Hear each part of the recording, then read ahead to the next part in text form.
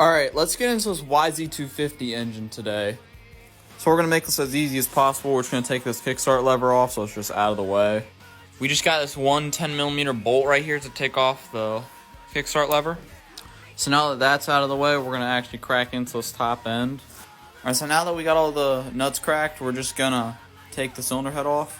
So we got the cylinder head off, and now we're going to try to get the cylinder off today. So it's really simple. We just got to get these 4 8mm nuts off, and so we can get to our ignition linkage and disconnect that, and get to our cylinder head stud and take the bolt off. So I just got all 4 of these bolts out. Let's see if we can pull this cover off. And it's actually pretty dirty in there, but we should be fine.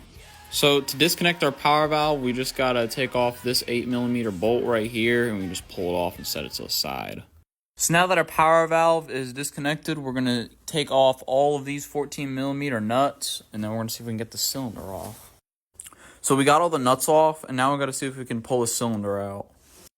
So, like an actual look at the bore looks really good. A few, not like serious gouges, but it looks fine, enough to run. So let's address the knock on this, because 4-strokes have valves and 2-strokes have ports. So when a 4-stroke knocks, it's usually just the valves. But since a 2-stroke only has ports, so this thing really can only be the control rod or the crank rod. Now,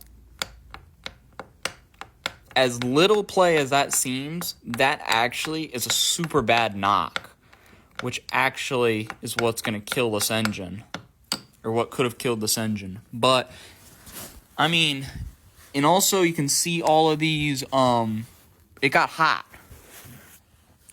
And, you know, it's got a hot rods crank and all that, but I think that this bike ran really lean all its life, but I'm not sure.